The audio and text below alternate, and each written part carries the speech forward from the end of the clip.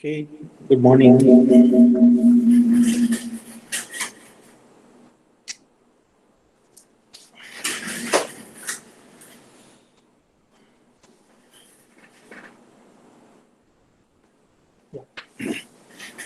So, are there any questions?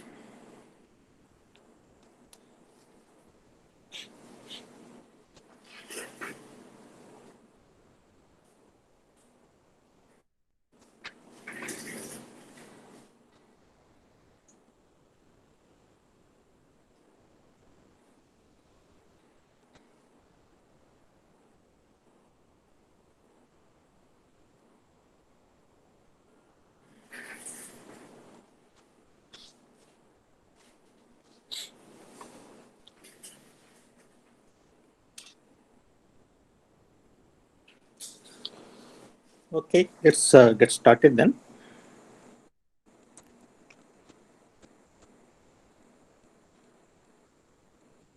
So, as announced earlier, no, we'll have the first tutorial tomorrow. I'll send the details about the procedures to be followed by email from the model sometime today. So, please have a look at that and follow the instructions. So, typically, the paper, the problem sheet for the tutorial will be put up on the Google Drive, and also we'll send it by email through the model before the start of the class, right? And then you need to work out the solutions during the class hour, 9 to 9:50 tomorrow. Then you need to scan the sheets where you have written the answers, and then upload them in the link that will be given to you. Okay, and you can refer to the notes, you can refer to the recordings of the lecture material. And what we don't expect you to do is discuss with your friends and get the answers from the friends. Okay. Please note that we can figure out if someone takes the answers from someone other students, right? Then both the students will get 0 marks for the assignment. For the tutorial.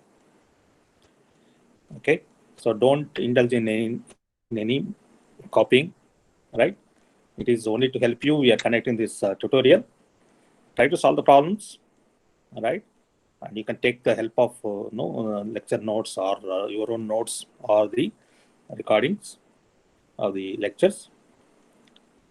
Okay, but we don't expect you to call your friends and then find out the answers from your friends and then copy the answers from your friends. Okay, it doesn't serve any purpose. So please don't indulge in that and don't put us in a situation where we have to take action. Yeah, I think the tutorial weightage will be 10 marks. We may have 3 tutorials in the whole course, and the remaining 70% will be the weightage for the end semester examination. Okay. Yeah. Actually, we'll discuss this also in a class committee meeting on Thursday. The representatives of your class are also there in the class committee. So please give any feedback about the course or the evaluation pattern, even the lab course, to your representatives. All right. And we can discuss it in the class committee also. Yeah. Okay. Any questions?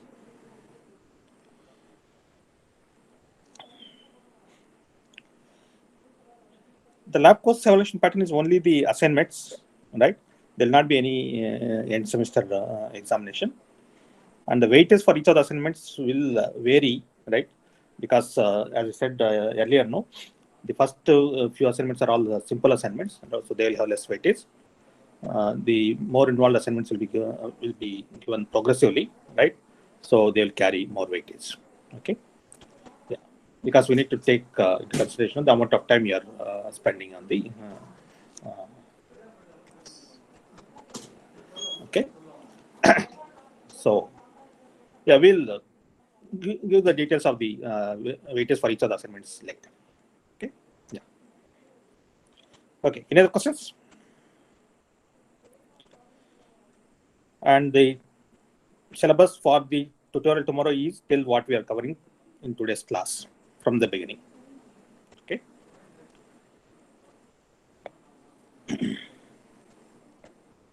Okay. So let us continue the discussion on this floating point representation. So yesterday we were looking at the details of what is called this IEEE standard 754 for the single precision floating point representation, which is normally what is called as the float type in the higher level languages. As we have seen, the floating point representation includes specification of the sign of the number, then the exponent and the mantissa. And what you have seen in the last class is that the exponent is stored as a biased exponent. We'll see the reasons for that later. So basically, for the true exponent, we add a bias value here, and because there are 8 bits in the exponent field, the bias value is related to this number of bits. So it's a 2 power 8 minus 1 minus 1, that is 127. So for the given number, we get the true exponent and then add this biased exponent, and that will be an unsigned value, all right? And then we use 8 bits to represent this unsigned value. And then what is stored in the mantissa field here is the fraction part of the normalized number. So when we normalize the given number, we'll have 1 to the left of the binary point. So that one will not be stored anywhere. So it is implicit, and whatever is there after the binary point, that bits represent the fraction of the mantissa, and what we store here is only those bits that represent the fraction of the mantissa. So we've seen it with a couple of examples in the last class. All right. Are there any questions about that? And we also have seen how to get the binary representation of a real number. We use the repeated division method to convert the integer part, and then the repeated multiplication method to convert the fraction part. And just to show you that this representation of fraction can also lead to an inexact representation, right? Let's say I take a fraction of 0.8, right? So let's try to get the representation of this 0.8. So what is it to do? We multiply it by 2 repeatedly and then get that, right? So when you first multiply, it will be 1.6. So the bit will be 1, right? Then 0.6 is the fraction. Again, when you multiply it, you will get 1.2, right? So it is 1. Then when you multiply the fraction here, you will get 0.4, right? And it's 0 here. Then 0.8, right? Again, 0. So now you see that when you start with 0.8, right? After multiplication by 2 with 4 times, again, you end up with the fraction of 0.8, and this pattern will repeat, right? So you'll get a sequence of bits in this order. So basically, this 1100 gets repeated. You will never get a closing point here where the fraction will be 0. What it implies is that you cannot represent such fractions exactly. Depending on the number of bits that are used to represent the fraction, you will get only an approximate representation of this value of 0.8. Okay, and this is something that cannot be avoided. Okay, because this is something to do with the conversion of the fractions into the binary form, or the representation of the fractions in the binary form, right? And this can happen for a few other fractions as well. I'll leave it for you to figure it out. Okay, and what I want to just note is that, right, the fractions will not be exactly represented. They will be represented only approximately, depending on the number of bits that we have in the fraction part, right? The extent of the exactness will be different. Okay, and currently we are looking at the representation of the mantissa fraction by 23 bits, and at later point we'll see more number of bits being used to represent this fraction. Okay. Yeah. So we should not be under the impression that the numbers will get represented exactly, right, when we follow this representation. Okay. Yeah. Now we'll do the reverse process. Suppose we are given the representation of a number which is stored in this form, right? How do we get the value of the number, right? So the format is the sign, then the biased exponent, and the mantissa fraction that we store here. So let's say for the number x, the sign field is denoted by xs, and the biased exponent field is xe, and the Mantissa fraction field is xm. And now we know that, right, the sign bit is only 1 bit, the biased exponent field is 8 bits, and the Mantissa field is 23 bits. Actually, it's a Mantissa fraction field. Okay, so so what is the value of x now? If x is xs is 1, that is, if the sign bit is 1, the number is negative. Otherwise, the number is positive. So we denote that by minus 1 power xs, because if xs is 0, right, then the whole of this will evaluate to 1. So then it will be a positive value. If xs is 1, then it's minus 1 to the power 1. So it will be minus 1. And what is the Mantissa now? Actually, Mantissa includes the implicit 1 that is not stored. Okay. So the Mantissa is given by 1.xm, and xm is the fraction of the Mantissa that is stored in this 23 bits. So we take this 23 bits and we need to put those 23 bits after the binary point. And we have to remember that this implicit 1 is there to the left of the binary point. And because we are talking about normalized representations, the bit is always going to be 1 for the normalized number. So we don't store that explicitly. But when we want to determine the value of the given representation, we need to remember that this implicit 1 has to be taken into consideration. Then what we have in the exponent field here is the biased exponent. And if that is xe, then we need to subtract the bias in order to get the true exponent of the number.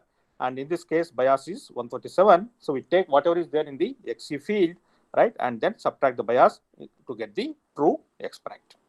So let's do it with a simple example, right? Suppose it's given that the representation of x is C85, all zeros in the hexadecimal notation.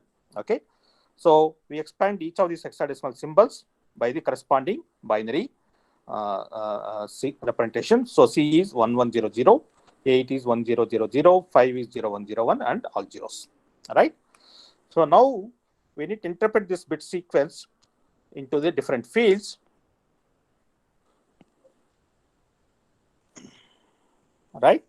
So we know that the first bit represents the sign, right, and the next 8 bits represent the Mantissa, exponent, right, and the remaining bits represent the fraction of the Mantissa, right. So xs is 1, right, and xe is 1001 followed by 4 zeros, right. Then the remaining bits are 101, 000, and so on, right, for the fraction of the Mantissa, right. Now, what is the value of this x now? It is minus 1 power xs, that is 1, right, and the true exponent is 1001 followed by 4 zeros, and this is in the unsigned form, right. So the value of this bit sequence is, you can verify that it is 144, right, because in the most significant 4 bits, we have 1001 that corresponds to the combination of 9, and 9 multiplied by 16, right, is 144, right, and we have to subtract the bias value 127 from this biased exponent. So we'll get true exponent as 17, and then we have to convert this fraction, the Mantissa, into the decimal value, right, and you can verify that this 0.101 corresponds to 0.625, because the first one is 0.5, then we have 0 in the second binary bit position after the binary point, right, and then the third bit here is weightage of 2 power minus 3, right. You can verify that it's 0.125, right. So it's a 0.5 plus 0.125, that gives us 0.625. So whole of this number is, now the value of this number is minus 1.625 multiplied by 2 power 17. I mean, we can convert this 2 power 17 into decimal number and come up with the overall value, right. Let's not bother about it now. Okay, this gives us what is the value of the x. Okay, so you need to be clear about the procedure to be followed to get the value of the number if we are given the representation of the x in this IEEE standard 754 single precision floating point format. Okay, so please take a small exercise to convert this to get the value of this y, which is given as 39A00000H. Okay, yeah, please take a minute or so to get the sign, then the biased exponent and the matrix of fraction for this y, and from that you get the value of y.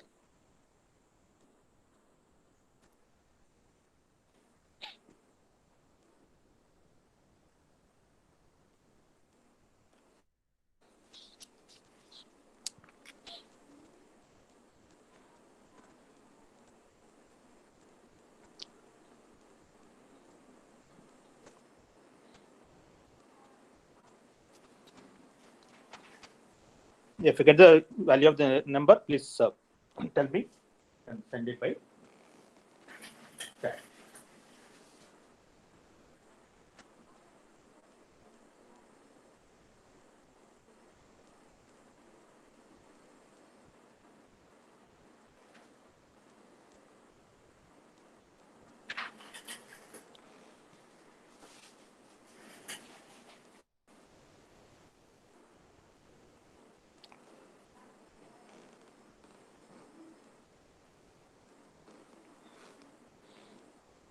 Actually, I'm giving you a very simple bit sequence so that it's easy to get the value.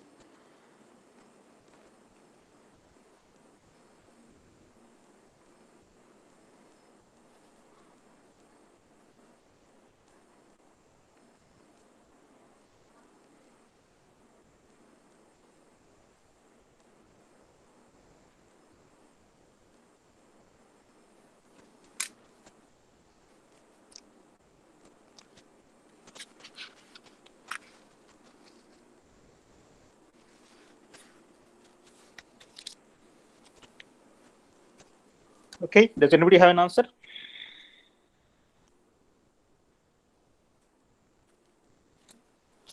Let me start doing it for you.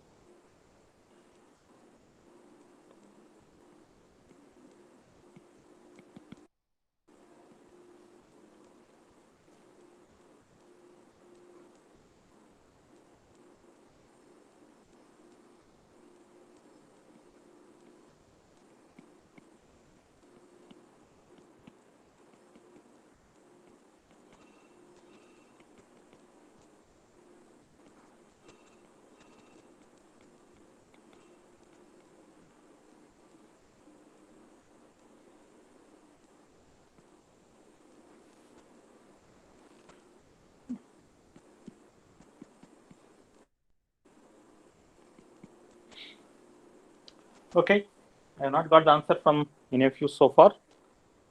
I'm not sure whether it's really difficult.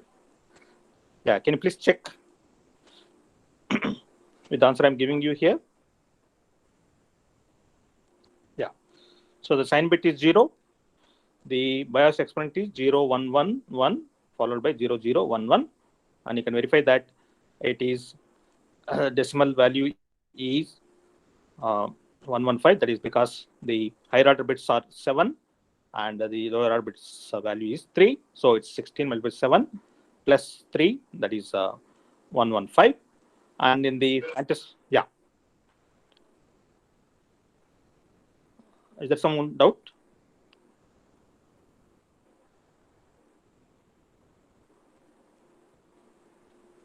Okay. The matrix of fraction is 0, 1 followed by all zeros, right?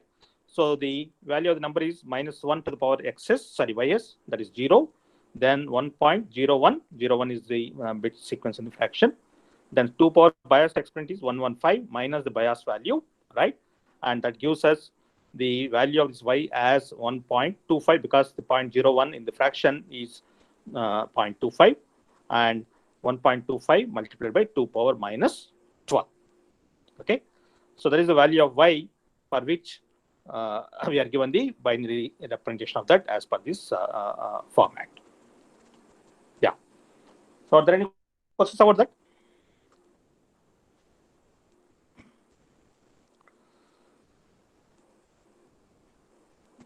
Do you want one more exercise for practice?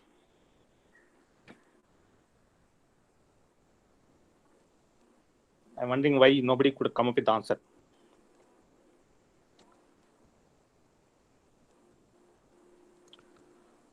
Okay, let me give you one more exercise for you to quickly do this. I'll write here.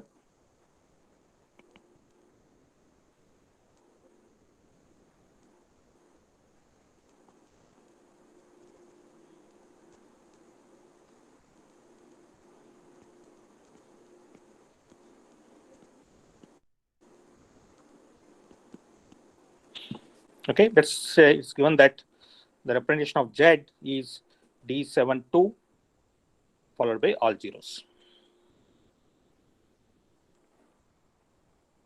Okay, so get me the value of Z.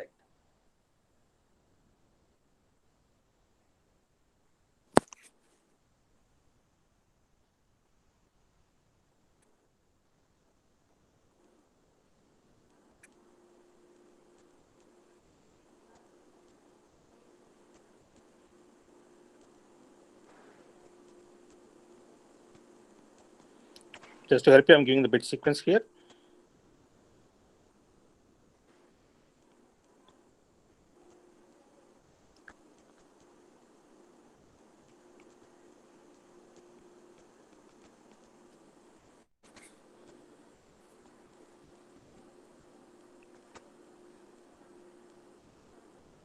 So the bit sequence is 1101 followed by 0111 followed by 0010.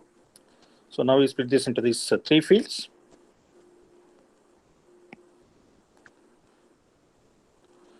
Sign bit, then the exponent field and the matrix field.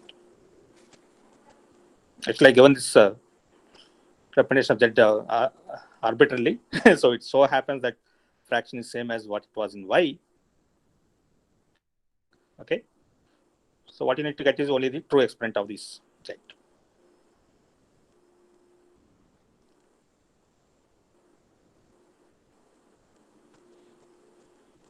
Yeah, so ZS is 1, ZE is 1010 1110. So you can verify that this is 160 plus 14, 174. And you need to subtract 127 from this, right? So we'll get the exponent as 47, right? So the value of Z is minus, right, 1.25 to power 47.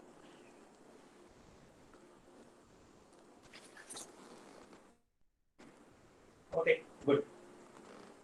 So Vikram got it and Vedant got it. Okay. Yeah. It's next. Yeah, correct. Okay, good. Yeah, please take a few more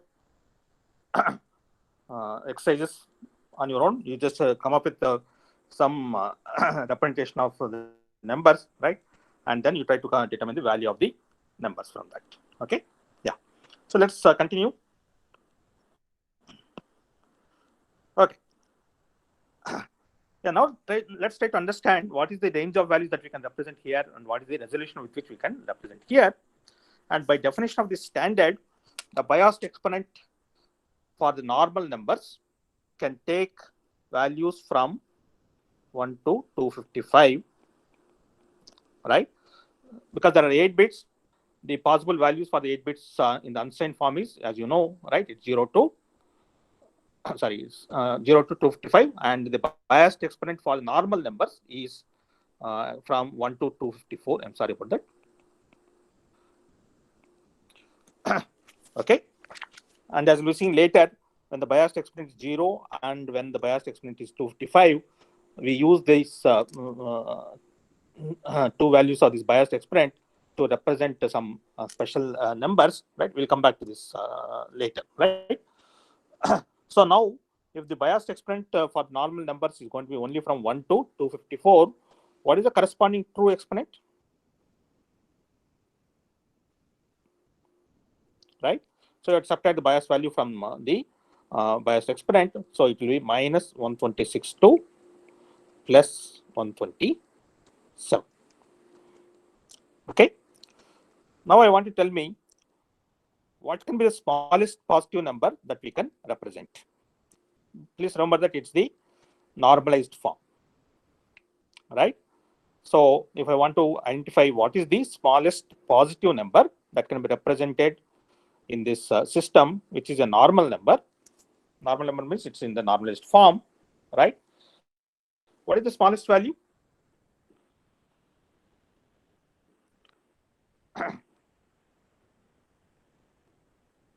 So now we know that there is an implicit one, right? Yeah. What can be the matrix of fraction for the smallest value? It will be all zeros, right? And what is the smallest biased exponent you can have? 1. What is the corresponding true exponent? It's minus 126, right? And what is the value of this 1.000? It's 1 only, right? So the smallest number that we can represent is 2 power minus 126 on the positive side.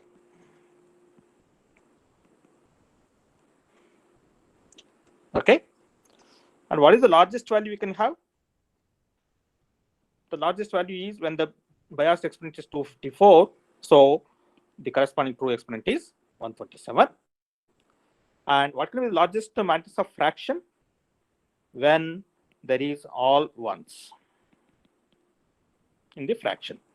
And please remember that there is always this implicit one to the left of the binary point. And what is the value of this one? Can we write this 1.111 as 10.000 minus 0.0001? What is the value of this?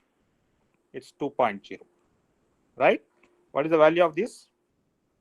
Because I have 1 in the least significant bit position and its weight is 2 power minus 23 because we have 23 bits in the matrix of fraction, right? So the 1.111 is 2 minus 2 power minus 23, right? So the largest positive number that we can represent is 2 minus 2 power minus 23 multiplied by the exponent 2 power 127, right? And similarly on the negative side also, we can say what is the number with the smallest magnitude, right? That will be minus 2 power minus 126 because the sign bit will be 1 in this case, right? And the negative number with the largest magnitude is again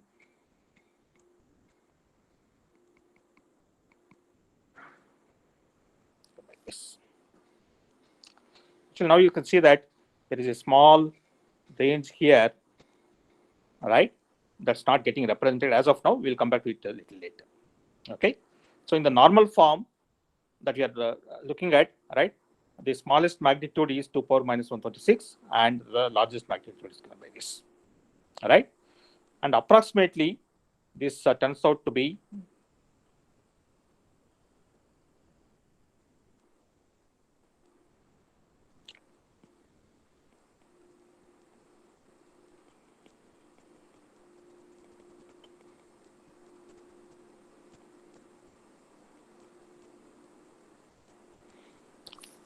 okay. So what does this mean? When I'm using 32 bits and I'm using this floating point representation, I can represent the numbers in the range 10 power minus 38 to 10 power plus 38. What is it we can represent in the case of 32-bit signed integers? So in the case of the signed integers which are in the 2's complement form, right, we know that it is from minus 2 power 31 to plus 2 power 31 minus 1, right? And this is approximately, yeah. Any guesses? What will it be? You can check that, right? It's approximately 10 power 10. Actually, it's less than 10 power 10, right? Because 2 power 10 is 1k, that is 10 power 3, then 2 power 20 is 10 power 6, right? And 2 power 30 is 10 power 9, right? So it will be approximately 10 power, somewhere between 10 power 9 and 10 power 10, right? So what does this indicate? When you use the floating point representation, you have a much wider range of numbers going from as small values as 10 power minus 38 to as large values as 10 power 38. And how many different combinations you can have is still 2 power 32 combinations, right? And the number of combinations we can have is the same in both the integer representation and the real value representation here. But the range of values is significantly higher for the floating point representation, right, compared to the integer representation. So somewhere we should be paying the price, all right? So that's what we'll see now, right? Now let's look at what is the resolution here in this system. What is the resolution in the integers? The integers, the resolution is always 1, because we can represent two successive numbers which differ in the value of the numbers by 1. Okay.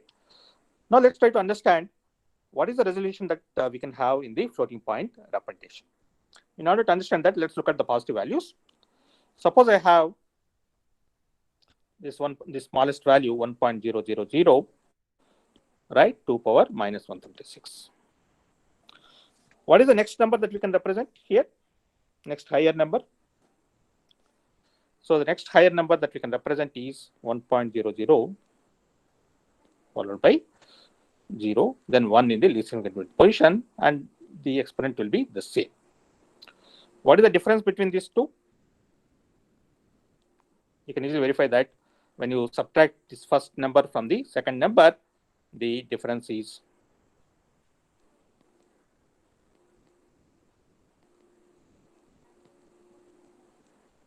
this,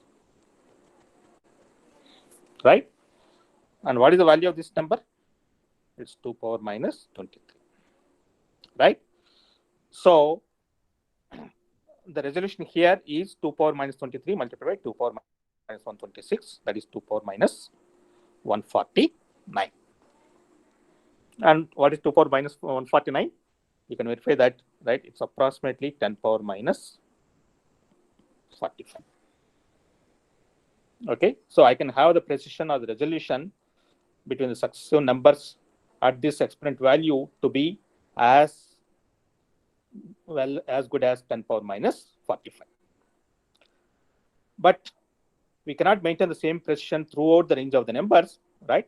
And in order to see that, let's say I have some number at 2 power 0, right? Again, what is the next number that we can have?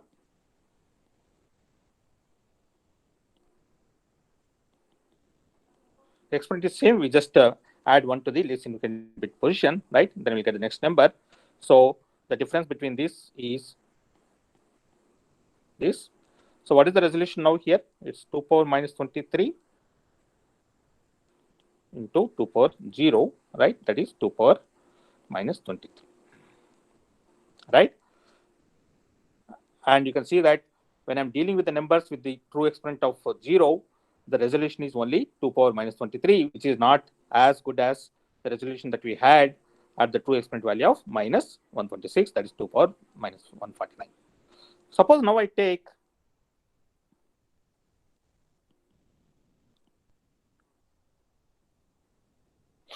a number with the exponent as 25, right? What is the representation now, or what is the resolution now? Right? Again, the next number that I can represent is this, right? So the resolution is 2 power minus 23 multiplied by 2 power 25, that is 2 power 2. What does that basically mean? The number that's represented from 1 by 1 multiplied by 2 power 25, the next number I can have is going to differ in the values by 4, right? So I cannot represent the successive, actually it's an integer number, but I cannot represent the successive integers, right, when I'm using this floating point format, right? And here the difference between the two successive numbers that can be represented is 4. And now you can see that when I'm dealing with this large range of numbers, large value numbers, right, the resolution with which we can represent the numbers is poorer, right, compared to the resolution that we have even in the integer representation. Okay, and what is the worst case? Right, worst case is where worst resolution is, or the poorest resolution is when I have the true exponent as 127, and in this case the resolution is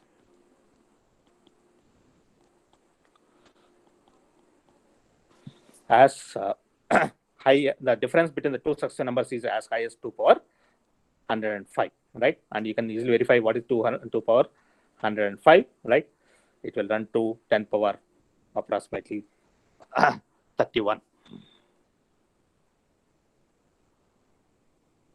right? So basically what we have here is what is called the varying resolution.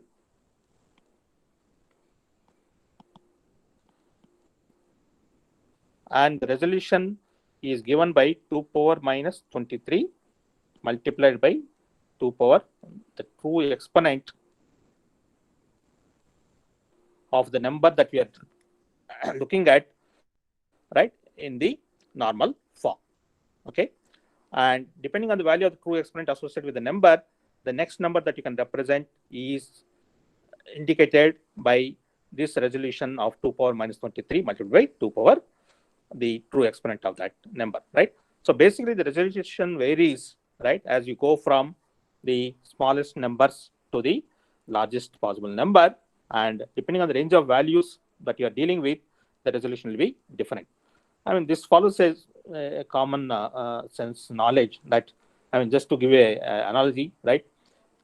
If your income per month is only 10,000 rupees, right, then you will take a lot of care in spending every rupee possibly, right?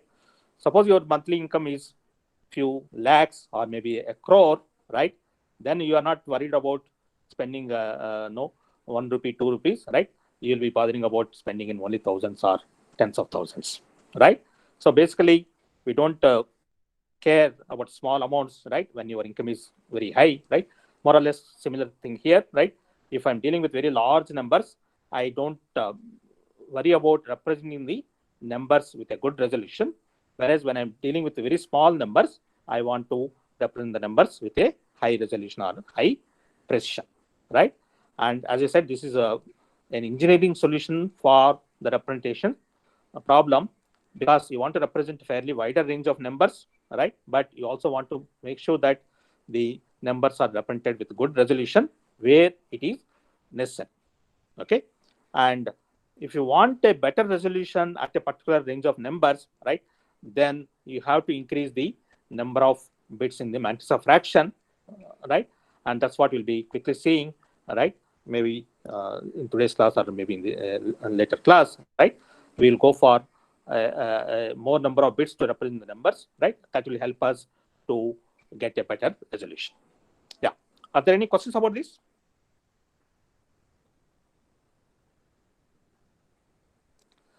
So for all the normal numbers which are represented in the normalized form, right, the resolution is given by 2 power minus 23. This 23 corresponds to the number of bits in the matrix of fraction, right, multiplied by 2 power true exponent, and accordingly the resolution will vary, right, for the different range of numbers. Okay. Okay. So now we looked at the case where the biased exponent takes a value of 1 to 254, we'll quickly see what are the special numbers that are associated with the other possible values for this biased exponent. Okay. So if the biased exponent is 0 and the Mantis-Haugh field is also 0, all zeros, then by definition, it represents 0.0. And because the sign bit can take either 0 or 1, right, there will be two representations here. So there will be plus or minus 0.0. Okay. So basically, when all the exponent field and the Mantis-Haugh field is having 0 bits, right, all zeros, right, then it will be interpreted as a real number with a value of 0.0. And if the sign bit is 1, it will be interpreted as plus and minus 0. Otherwise, it will be as a positive 0. So if all zeros are there, including the sign bit, then that is the value that is used to represent the 0.0. So if you initialize, let's say if you initialize the variable x as 0.0 when you write a C language statement, right, and if you declare this x as a float, right, then when you look at the representation of this x in the binary form, it will have all zeros in the 32 bits. And when you have the largest possible exponent for the number in the biased exponent as the 255, and if the Mantis-Haugh is 0, all right, then by definition this denotes infinity. And again, if the sign bit is 1, it's a negative infinity. Otherwise, it's a positive infinity. And when you try to divide a number by 0, if you are dividing a positive number by 0, it will give a plus infinity. If you try to divide a negative number by 0, it will give the result as the minus infinity. And the representation of this plus infinity and minus infinity is the sign bit followed by all ones in the exponent field, because 255 for the biased exponent is all ones in the exponent field. Then all zeros in the Mantis-Haugh field. Then that will be interpreted as the plus or minus infinity. Then there are two special cases where xc is 0 and xm is not all zeros. Okay, this will be referring to as what is called the subnormal numbers, or they're also referred to as the denormalized numbers, right? So by definition, whenever the exponent field is 0 and the Mantis-Haugh fraction field is non-zero, that is, there is a single one in one of the bits, by definition, the value is given by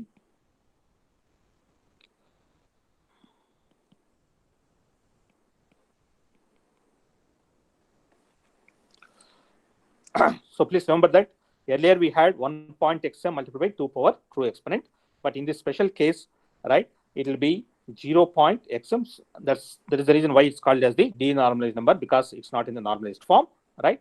And the exponent that is associated with this numbers is 2 power minus 126. That is the smallest number. So basically, these combinations of x equal to 0 and xm non-zero are used to represent the numbers in the range from 0 to 2 power minus 126.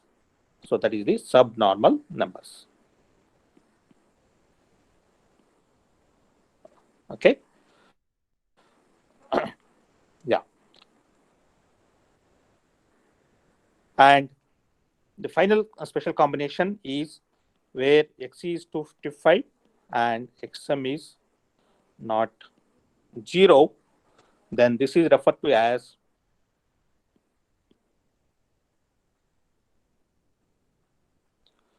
not a number, and short it's denoted as NaN, right? Then actually, when you run some programs, then when you've seen the result, right, sometimes you get this as the output printed for a particular value that you have computed, right? What does this mean? Basically, that number has got a very large exponent, right? And this is a number that cannot be represented in this system, right? And typically this happens, right, for some operations that result in a invalid numbers, right?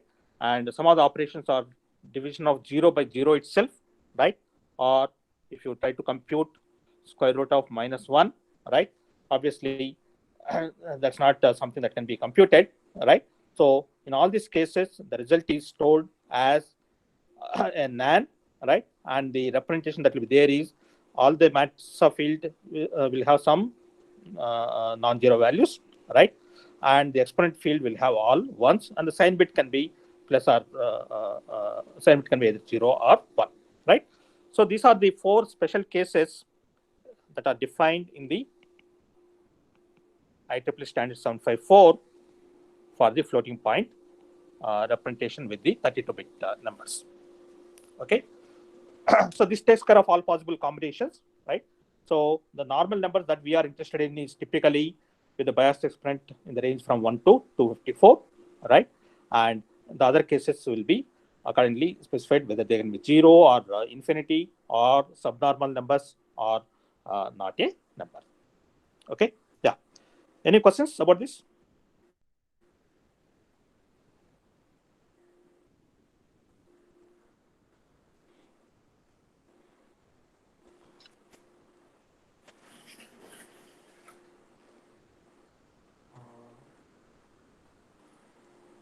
Two power 128 is not allowed.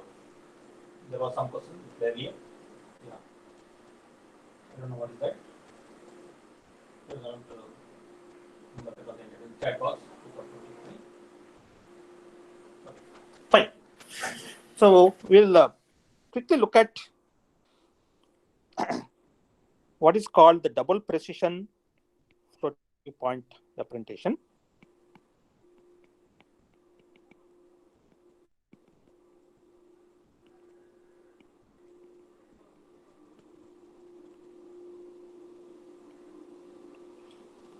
Which is actually a 64-bit representation.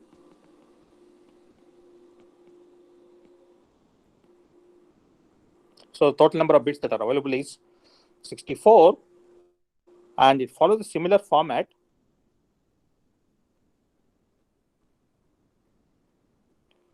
where there is a sign and this is the biased exponent. Then this is the mantissa fraction,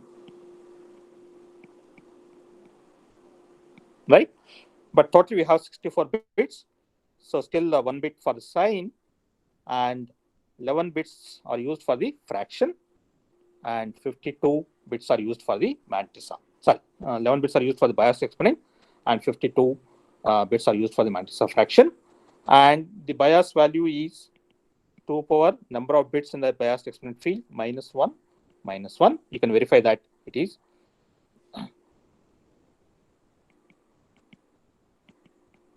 1023, right? And whenever you declare a variable as double type in a program, let's say if we have XYZ as double type variables, right? Then all these variables are represented using this double precision floating point standard, where the number of bits that are used is 64 bits, right? And out of that, 11 bits are used for giving the biased exponent, and the remaining 52 bits are used to represent the mantissa fraction. So what you can take as an exercise is, what is the range of numbers for this, and what is the precision or the resolution with which the numbers can be represented.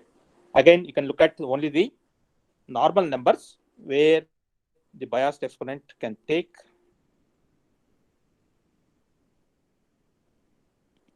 values from 1 to, yeah. So what can be the largest positive exponent, biased exponent?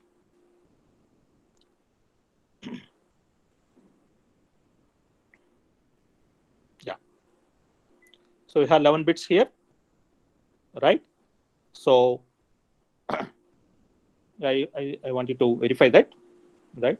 It is 2046. So accordingly, the range of the true exponent that you can have for normalized form is -1 1022 2 plus 1023. So the remaining two combinations are 0 and 2047 are used for the special cases like in the 16-bit. In 30-bit representation. Okay. So you take this exercise to determine what is the range of numbers that you can represent in this double precision floating point form, and what is the resolution with which you can represent the numbers at the different exponent values. Okay. Yeah. So maybe I think I'll stop at this point, right? And we'll continue in the class on Monday, next Monday. So the syllabus for tomorrow's tutorial will be up to what is covered now. Okay, so please go through this. I'll upload this notes material also along with the recording of lecture today in the Google Drive. Okay, please download that and have a look at that.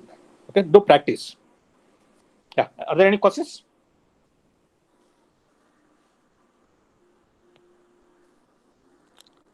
Sir. Yeah, go ahead. So what is the use of H in the hexadecimal representation? Uh-huh. At last we have put H now, sir, like after all zeros. H indicates that it's a hexadecimal notation. Okay. Yeah. You're talking about here, right? This one. Yes, sir. Yeah, this basically indicates that it's a hexadecimal notation. See, I can have symbol sequence like, right? It's also a valid representation, right? But you should not interpret it as a decimal number, right? So indicate that it's a floating point representation, and we are representing that bit sequence by the hexadecimal symbols, right? We use this, and some books may use 0x, right? So 0x is also used to denote that it's a hexadecimal notation. Okay. Okay. Okay. Good. Yeah. There was another question. What was that about? Sorry, I didn't get that. Yeah. Can you repeat how to represent infinity? That was the question. So the infinity is represented as a special combination of the bits, okay, with the exponent will have all ones, okay.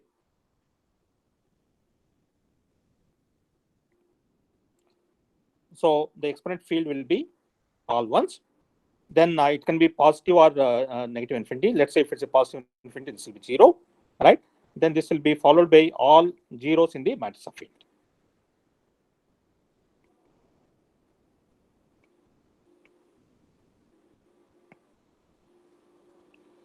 So this is the sign bit, and this is the exponent field, and this is the matrix of field, right?